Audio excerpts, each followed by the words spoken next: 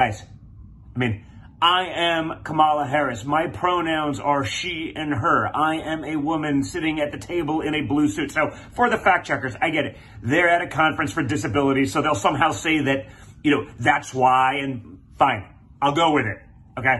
But it ain't the only time they're doing this stuff. This pronoun thing is taking up real time, creating a real drain. Don Jr. here, who looks to be triggered, thinks the Democrats are incapable of running the country because they spend most of their time doing what Kamala Harris recently did at a disability rights conference on the 32nd anniversary of the Americans with Disabilities Act.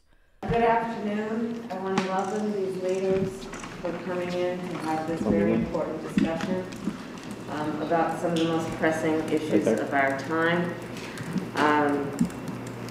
I am Kamala Harris. My pronouns are she and her. I am a woman sitting at the table wearing a blue suit.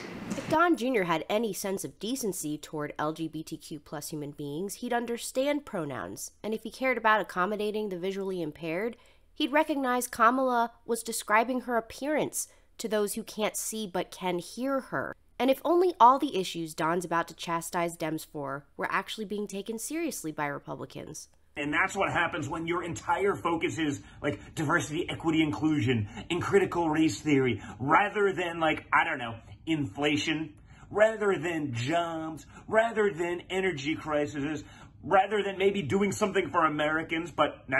We can focus on our pronouns and sending like $60 billion to Ukraine. I don't know how it's going to get spent.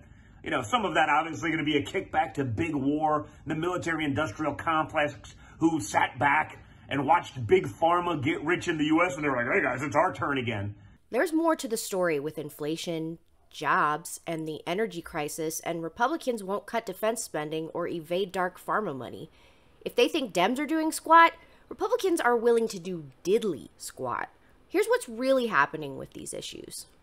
The Republicans' best effort to address inflation is Rick Scott's Rescue America plan that includes a massive tax increase on Americans, including those who earn less than the minimum income tax threshold, and leaving Social Security and Medicare on the chopping block every 5 years if government spending is too high. Cut the arteries instead of the fat. And jobs providing a good quality of life? Don't expect that from Republicans under any administration. They don't support hourly wage increases. 0 House Republicans supported the Build Back Better bill to help COVID-displaced workers with child care and single-payer health care as a public option. Republicans delayed the vote by a day, with Minority Leader Kevin McCarthy concluding the longest speech in House history this morning at 8 hours and 32 minutes. And the energy crisis? Republicans never acknowledged the main causes of that. People drove less during COVID. The war in Ukraine affected supply chains for businesses, and oil companies making record profits off of high gas prices while sitting on permits and leases of drillable land.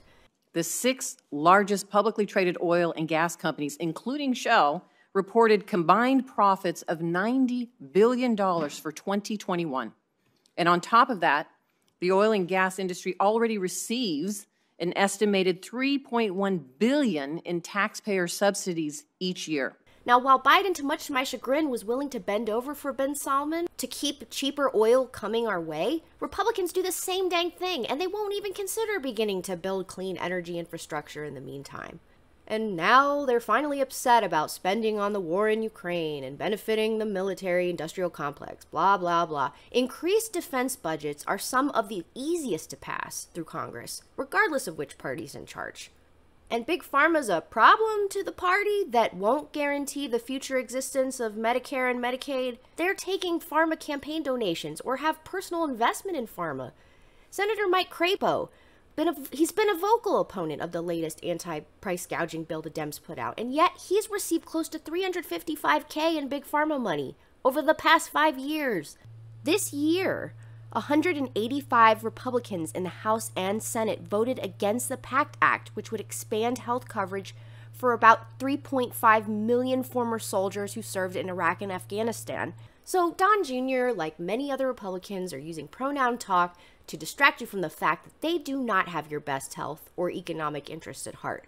They just want you to think showing respect for others' identity is always unimportant and un-American.